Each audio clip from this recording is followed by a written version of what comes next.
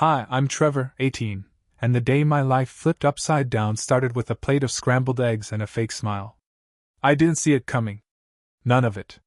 I thought I'd earn peace, at least for 1 year. I mean, I'd played by the rules. I was that quiet, never in trouble, straight A kid who worked nights at a grocery store to save for a used laptop and a mini dorm fridge. I had a spreadsheet for everything: meal plans, budget, move-in dates. I didn't drink, didn't party, didn't complain.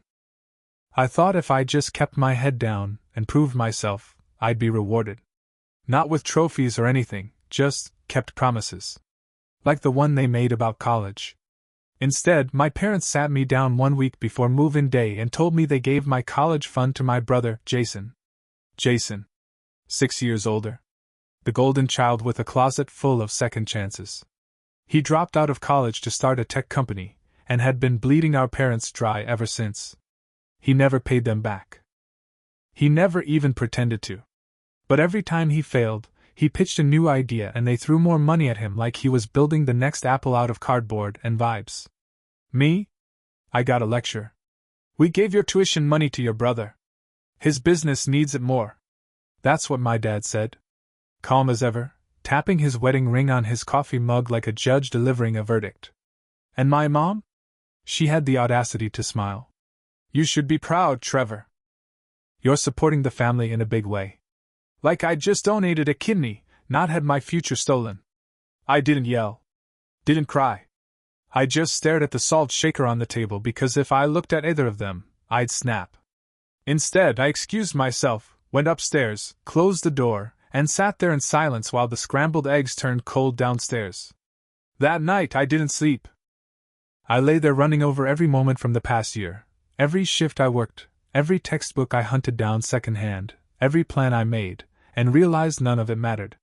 Because they never saw me as the kid with potential. I was just the kid who didn't make trouble. The easy one. The one who wouldn't fight back. Until that night. Because when I woke up, I packed a bag. Not for college. For something else. Something I didn't even have a name for yet. I had $1,000 saved from my job, a laptop, and one rule burned into my skull: never rely on anyone who treats you like a backup plan. I didn't say goodbye. I didn't even slam the door. I just texted a guy I worked with, Connor, who had a spare futon across town. It creaked like hell and the apartment had no AC, but it was mine. It wasn't theirs. That was enough. Connor didn't ask questions. He just cleared off a corner of the futon and tossed me a spare blanket. Rent's cheap. Don't steal my yogurt. That was the whole welcome speech. I didn't tell him why I left. I couldn't. Saying it out loud would have made it real, and I wasn't ready to admit my parents picked my brother's failing startup over my entire future. The first week, I kept waiting for my phone to blow up with frantic apologies. It didn't. My mom sent a text. Hope the job search is going well. Let us know if you need anything. Like I hadn't just been evicted from my own future. Like I hadn't vanished. I didn't reply. Instead, I threw myself into learning. If Jason could burn thousands on buzzwords and beta launches, I'd build something better, with zero budget and a chip on my shoulder the size of a Tesla. I devoured YouTube videos on affiliate marketing, coding, SEO. Slept 4 hours a night. Ate ramen and peanut butter toast. Worked days at a sandwich shop, nights on a borrowed laptop in Connor's kitchen. I had no backup plan. Just anger and Google. Jason, meanwhile, was everywhere. His grand opening made my mom's Facebook look like a fan club page.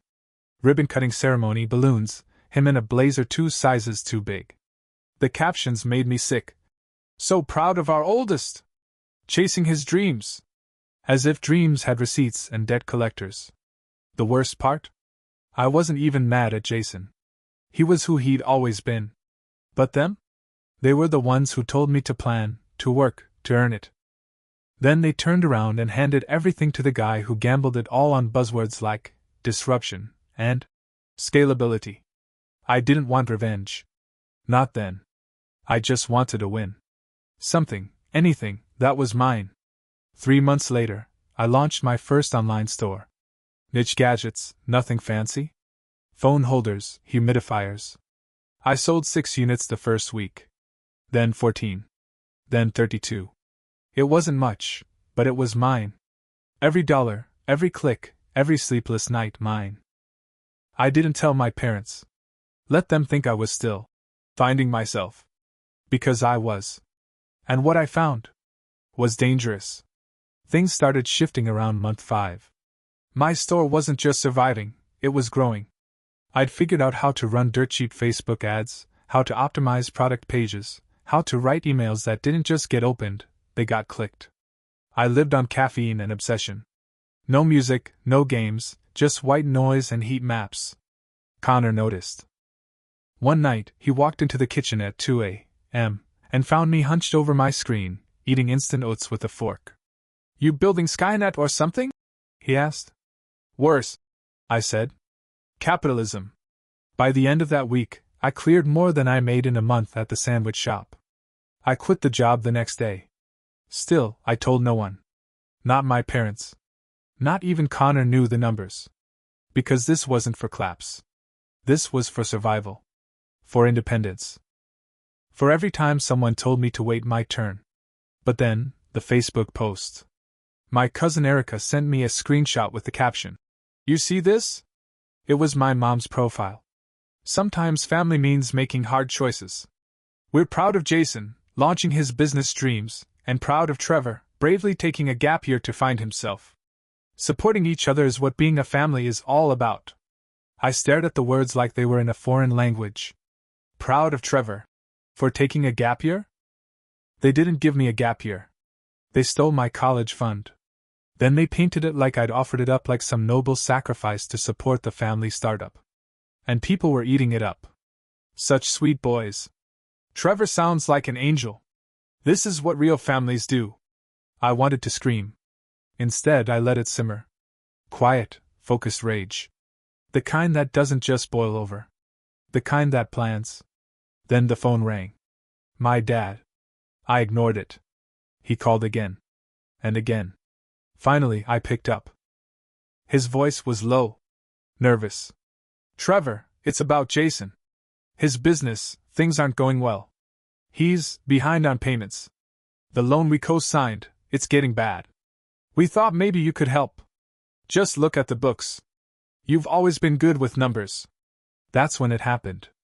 That split second, glacier level shift in my brain. They weren't calling to apologize. They were calling for a bailout. From me.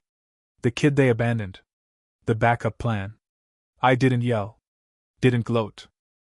Didn't say the dozen brutal things lining up like dominoes in my head. I just listened. To my dad, who once said, "Life's not fair." When I asked why Jason got new headphones for missing a shift, and I got grounded for being 5 minutes late. To my mom, who called 2 hours later and said, "Jason needs you.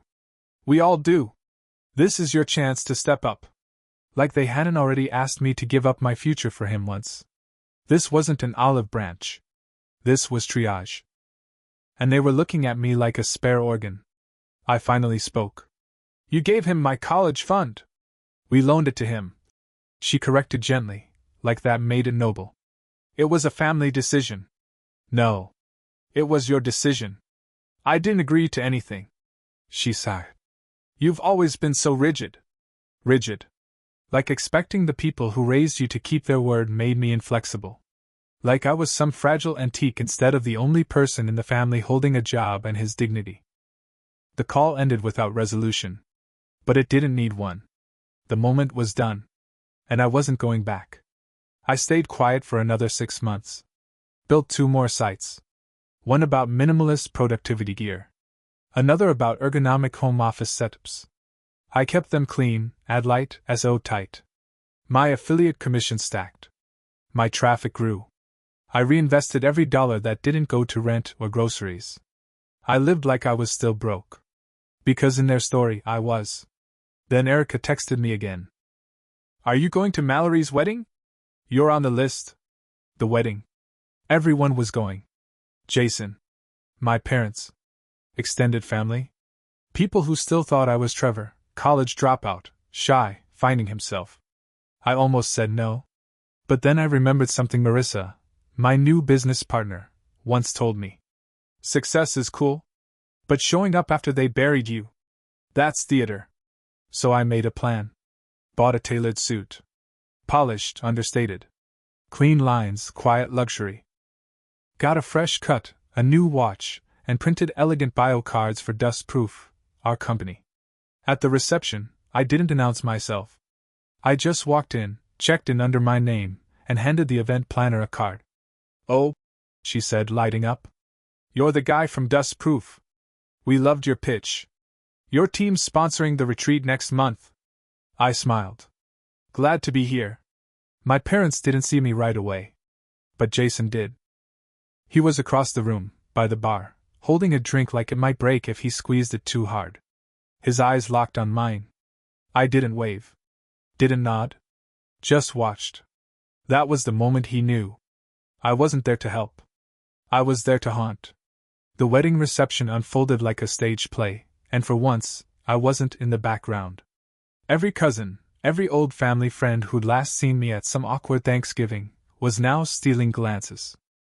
My name card sat on a pristine table next to a dust-proof placard with a sleek QR code and a short blurb. Digital Content Architect. Co-founder Dust Proof. Building independent media brands from the ground up. I didn't say a word. I didn't need to. Jason sat 3 tables away, stiff in a cheap suit that suddenly looked like cosplay. He kept glancing at me, hoping I'd look first. I didn't. My parents were more obvious. My mom spotted me mid-convo with some distant aunt and froze mid-sentence. Her eyes darted from my name card to my face to my clothes. Her smile strained so hard I thought it might snap. "Oh," she said, approaching like I was a bear she didn't want to startle. "Trevor, you look present?" I offered. She gave a weak laugh. "We didn't know you were coming." "Neither did I. One of the event sponsors invited me." Her smile cracked, just a little. My dad showed up seconds later. "Son," he said like it tasted foreign. "It's good to see you." "Likewise." He tried to say more, but I turned, shook hands with a man from a local startup incubator who'd just introduced himself after scanning the QR code. "You're the guy from that case study," he said. "The tuition thing. Wild story." My parents heard it. They both stiffened. Because now it clicked. That case study had gone viral weeks earlier. The tuition that wasn't. How losing everything at 18 helped me build a $500,000 portfolio before 21. No names, no rants, no Reddit drama. Just timelines, screenshots, revenue graphs. Clean. Sharp. Devastating. And anyone with half a brain could connect the dots. Jason had scanned it. I saw him do it, watched his face slowly collapse like a flan in the sun. That dumb, half-smile melted into panic. His hands shook as he closed the browser. My parents were slower, but when they realized everyone else was reading my story too, the air around them changed. Tightened. They didn't say another word the rest of the night. That was the power of silence. Of success with no need for permission. Not long after, the text started. "Dad, we need to talk." "Mom, people are asking questions. Please take the blog down." "Dad again, this is not how families handle conflict." And then the one that made me laugh out loud. "Mom, Trevor, please, this is hurting your brother's chances with investors." Ah. There it was. Not an apology. Not "we were wrong." Just panic. Control slipping. Good. Let them scramble. Because the only thing I was taking down was their narrative. I didn't respond to any of their texts. Not out of spite, well, maybe a little, but mostly because silence had become my sharpest tool. It said everything they needed to hear without giving them a syllable to twist. Meanwhile, the ripple effects were working overtime. Jason's investor meeting? Cancelled. The incubator? Paused, all grants pending. Internal review? Apparently, someone had anonymously submitted my case study to their selection board with a single subject line, due diligence. And then the dentist poker crew, Dad's little Saturday circle of cigar smoke and bad financial advice, got wind of it. One of them, Dr. Kelman, apparently cornered him at a barbecue and asked flat out, "Did you give your younger son's tuition to the one who defaulted on a 6-figure loan?" My dad didn't answer. Didn't need to. In that crowd, silence is confession. The fallout got louder. Erica said Jason's old contractor, someone he ghosted after promising equity, posted the case study with the caption, "So this is why he never paid me. Makes sense now." Even Jason tried damage control. Published his own blog post. "Entrepreneurship is messy. Lessons from building under pressure." It read like a fridge magnet had a stroke. Vague apologies. No accountability. Phrases like pivot fatigue and pushing boundaries during capital contraction. No one bought it. The comments lit him up. "This isn't failing forward. This is robbing your brother. Imagine burning $100,000 of family money and asking for seconds. Your brother had every right to speak up. You owe him more than a blog post. As for my parents, they vanished. No more social media posts. No more proud parent quotes. My mom quietly unfriended half the family. My dad shut down his LinkedIn. I didn't celebrate. I just noticed. Like the tide pulling back before something bigger crashes. In the real world, my life kept expanding. Dustproof was taking off. Marissa and I hired 2 writers, a developer, and a project manager. We launched 3 new content sites and closed our first B2B licensing deal. I started getting speaking invites, panel spots, podcast requests. I said yes to the ones that felt real and skipped the ones with "hustle" in the title. By the time I turned 21, we passed $50,000 per month in revenue. And still, I didn't call my parents. Didn't rub it in. Didn't mail them an embossed copy of our quarterly report. Because success wasn't the revenge. It was the replacement of everything they took. I lived in a better apartment now. One with real sunlight. A kitchen that didn't smell like sadness. A plant I named Gordon and a standing desk that I assembled with no instructions, just stubbornness. And then came the final poetic touch. Jason's startup was being liquidated. I saw the listing on Facebook Marketplace. Monitors, folding chairs, one sleek, overpriced standing desk. I bought it. Had it delivered to our office. Marissa raised an eyebrow. "You good?" "Never better," I said, setting my laptop on it. "Every time I sit there, it reminds me. I didn't get even. I got ahead. It was poetic, too poetic maybe, but I didn't care. Sitting at Jason's old standing desk, now repurposed for actual productivity, felt like reclaiming a piece of history. Not for nostalgia. For symmetry. I never told anyone at the office where it came from. But every now and then, when the afternoon light hit it just right, I'd smirk. Because that desk had been paid for with the future I was denied, and now it served mine. Then came the text. Unknown number. "Hey, Trevor. I know it's been a while. I really messed up. I could use some help." It was Jason. His number had changed. I didn't reply. But I saved the voicemail. It started shaky. "I know I don't deserve anything from you. But everything's falling apart. I'm drowning. I don't know what to do anymore." I listened to it 6 times. Not because I wanted to help. Because I wanted to remember what it sounded like when a man who coasted on handouts ran out of people willing to catch him. I never responded. That silence wasn't anger. It was mercy. But I wasn't done yet. Because the final move wasn't about Jason. It was about the 2 people who raised me to believe hard work would be enough, only to prove it wasn't, not if you weren't their favorite. So when I got the invitation to speak at a national digital entrepreneurship conference in Austin, I knew. This was it. Keynote panel. Big crowd. Cameras. Live stream. And in the bio slide behind me, Trevor Lane, co-founder, Dustproof. Built a content portfolio valued at 7 figures before age 22. Self-taught. Self-funded. Self-made. I told the story. Not bitter. Just honest. I spoke about losing everything right before college. About what it meant to be underestimated. About building something in the dark while no one watched. The crowd was quiet at first. Then nodding. Then cheering. Afterward, people lined up to talk.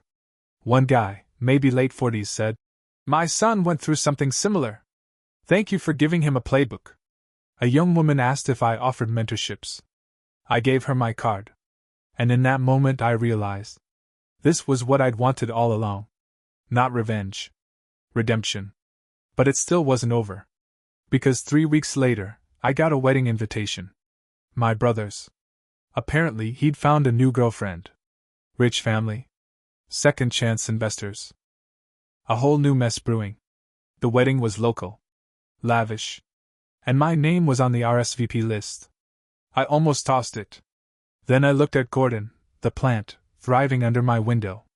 And the desk still solid under my elbows. I smiled. Because I knew exactly what I was going to wear. The venue was ridiculous. Some modern art museum converted into an event space. Glass walls, string quartets, champagne fountains. A place where people came not to get married, but to be seen getting married. Jason stood at the altar in a white tux, trying to look like old money. His bride looked bored. Her father, according to Erica, was the one footing the bill. Another investor, another delusion. History, as always, trying to repeat itself, this time with better lighting. I didn't RSVP. I didn't need to. I just walked in. Tailored charcoal suit, soft leather shoes, and confidence that didn't need an introduction. I wasn't part of the groom's party. I wasn't family. I wasn't invited. I was just inevitable. Heads turned. Quiet whispers. Is that Trevor? Someone tapped Jason on the shoulder and pointed. He turned. Froze. We locked eyes for a long moment. He looked like a man who'd just seen his obituary written in real time. I gave him a small, polite nod. No grin. No gloat. Just the acknowledgement of a ghost finally taking his seat at the table. I didn't approach him. I didn't have to. My presence was the statement. Instead, I mingled. Talked to old friends. Shook hands with people I hadn't seen since high school. Laughed with Erica by the bar while Jason's fiancée's friends whispered about me like I was a walking plot twist. And then, just when I was about to leave, my parents approached. My mom looked like she hadn't slept in a week. My dad's smile had all the warmth of a tax audit. Trevor, she said, eyes scanning my face like she was hoping to find the boy they once knew. You look different? I offered. Successful, my dad said, forcing a chuckle. Must be nice, she added. Everything you've built. It is, I said. It's very nice. A long pause. Then my mom, voice quiet. We didn't know. About the business. About the websites. The speaking events. That was the point, I said. Another pause. My dad cleared his throat. We're proud of you, son. I stared at him. You're proud of me now that other people are. Silence. He didn't deny it. My mom stepped forward, reaching for my arm. Is there any way we can start over? I looked down at her hand. Then met her eyes. I already did.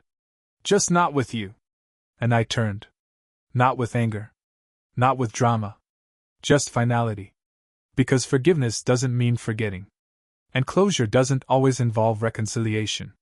I walked out into the cool night air, loosened my tie, and stood on the museum steps looking up at the sky. No music swelled. No slow clap started. Just the quiet peace of someone who lost everything, built it back, and then some. I pulled out my phone, checked Dustproof's dashboard. Traffic was spiking, 2 new client leads in the inbox, newsletter subscribers up 3% since morning. Then a text from Connor. Client signed. Wires coming through. Dinner? I smiled. Yes. I'd lost a college fund, a family, and a future I thought was guaranteed. In return, I got clarity, independence, and something far better than validation. Leverage. Because when the people who doubted you finally see you win, you don't need to say a word. The silence says it all.